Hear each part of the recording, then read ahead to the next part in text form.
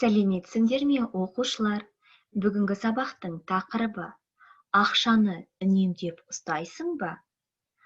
Жаңа тақырып бойынша жаңа сөздерді жазып алыңдар.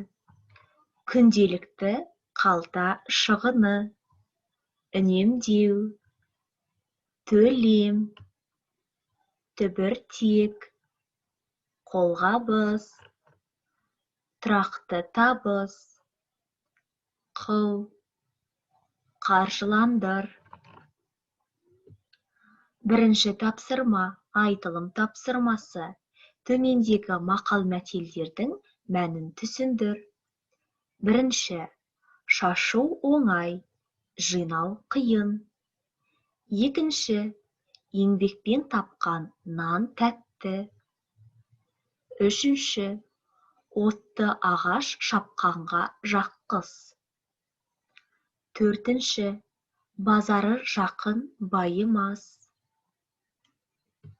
Айтылым тапсырмасы бойынша бағалау парағы. Тақырыптағы мақал-мәтелдердің мәнін түсіндіреді 2 ұпай. Өз ойын дәлелді түрде жеткізе алады 2 ұпай.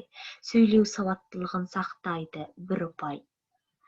Екінші тапсырма, жазылым айтылым тапсырмасы. Жағдаят, досыңмен бірге дүкеншіге тауар тасуға көмектесіп, ақша таптыңдар. Қомақты ақша.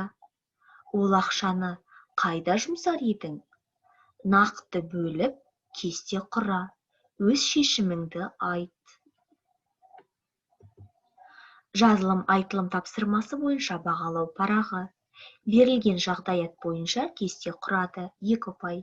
Өз шешімін нақты дәлелді түрде жеткізе алады 2 ұпай. Сауатты жазады 1 ұпай. Осымен сабақ аяқталды. Сау болыңдар, оқушылар.